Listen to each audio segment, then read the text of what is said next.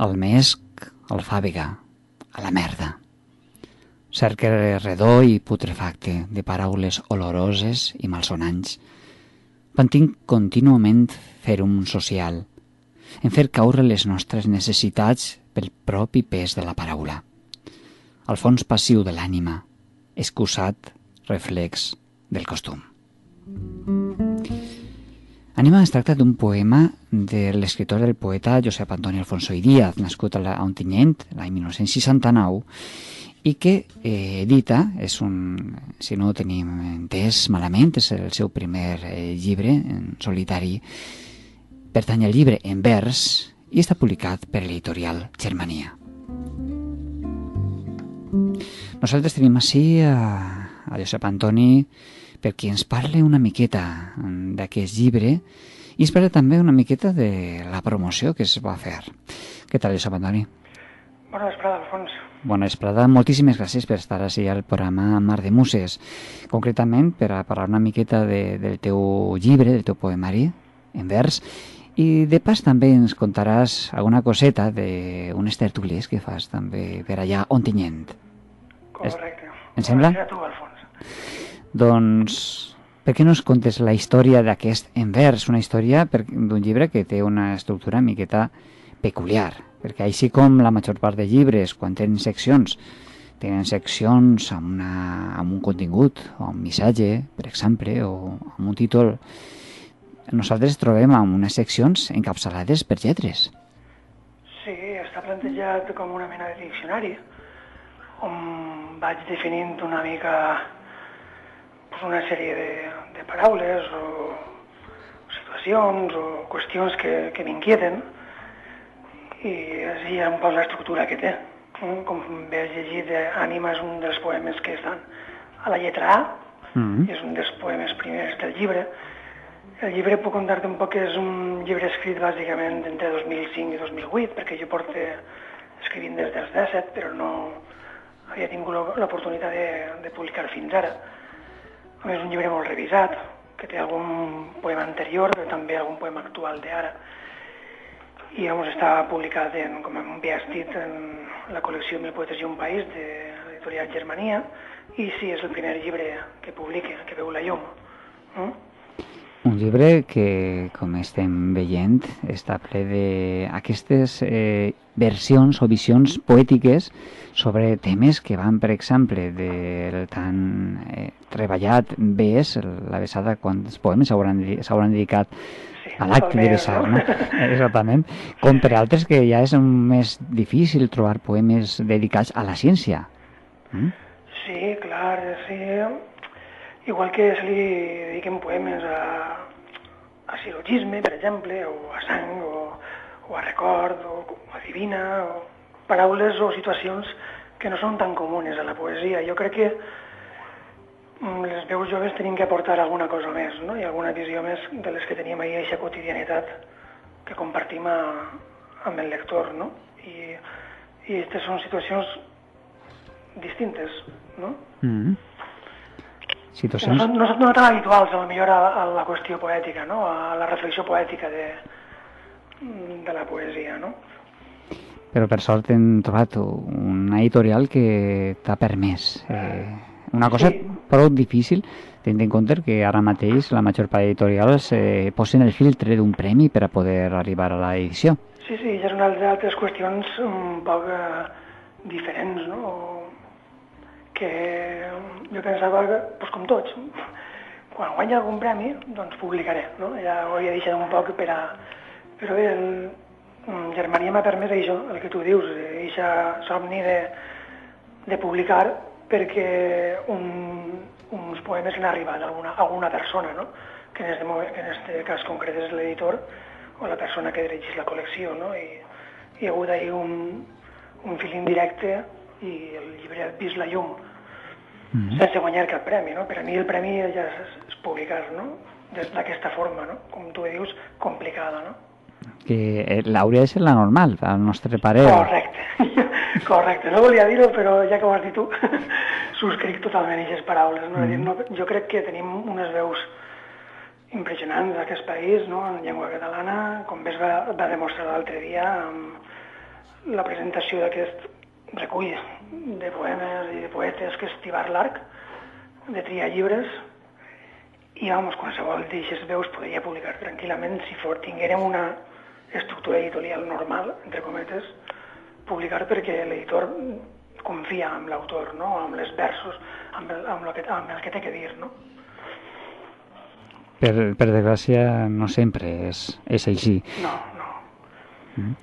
I aleshores, ara toca la segona part, ja ha nascut el llibre, ja el tenim entre mans, i toca fer-lo arribar a mans del lector. I suposo que ja tens unes quantes dates, o almenys en ment, dur-lo a una sèrie de llocs. Ens comentaves com a lloc més exòtic, perquè els nostres oients serà una mica difícil que puguen apropar-s'hi, una lectura a les Illes Balears, no?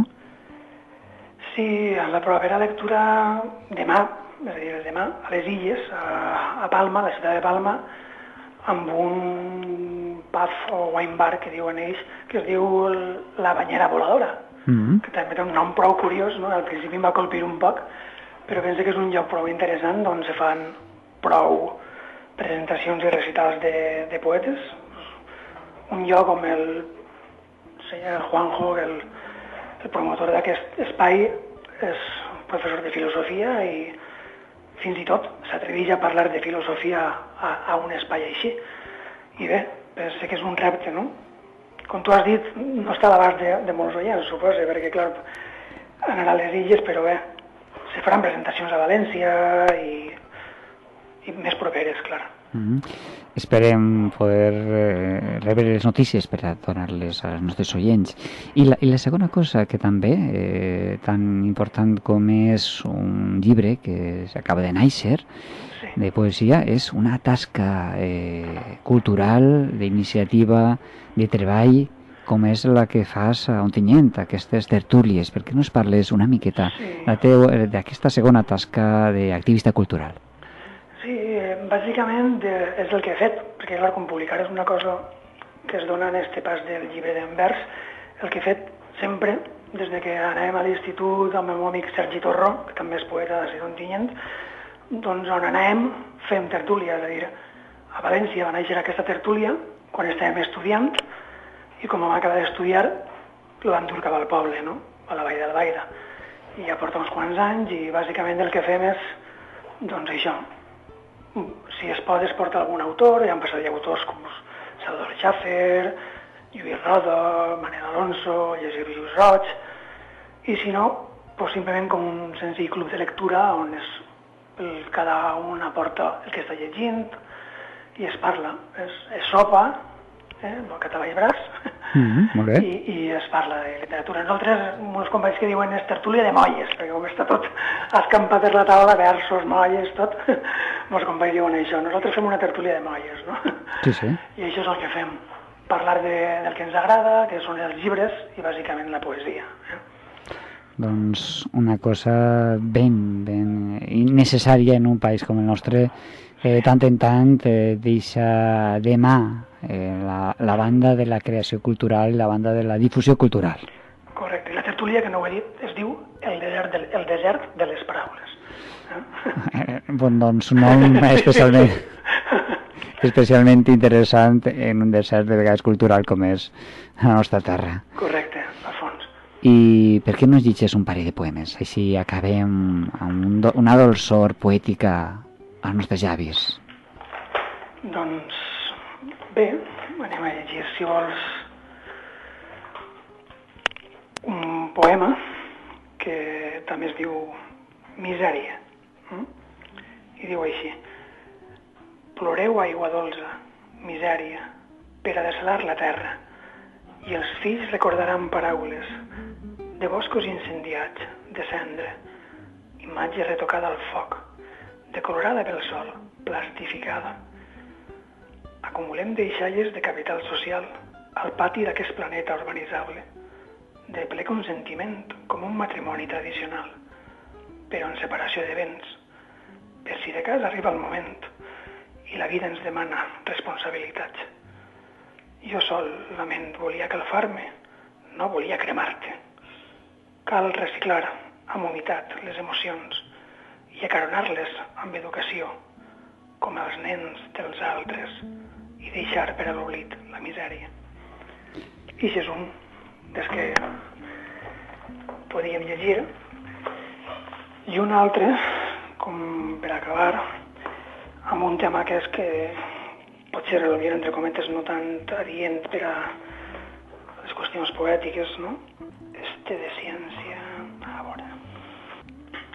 La ment és un mot, un de tants, l'únic. La ment té la paraula, una de tantes, parlada. Prou de xerraires, experimentem, desenvolupem idees, caixes redones i cercles tancats en quadres, sense aliment artificial. Sí, és difícil, matemàticament parlant, que un home de lletres no tinga més ciència que l'exacta. No deixa de ser un cub irregular, un laboratori del lliure pensament, paraula i omissió, sense cap culpa. I fins així hem arribat. Doncs fins així hem arribat per ara, eh? Per ara, perquè ja saps que això sempre és un punt i seguit. Punt de seguit, molt bé. Doncs moltes felicitats, Josep Antoni, per aquest llibre en vers, per aquesta trajectòria com a treballador cultural i infatigable, podem dir, i esperem que tingues molts altres èxits literaris i estar així per poder-lo seguir. Moltes gràcies a tu, Alfons, i a tots els teus oients per fer un programa d'aquestes condicions.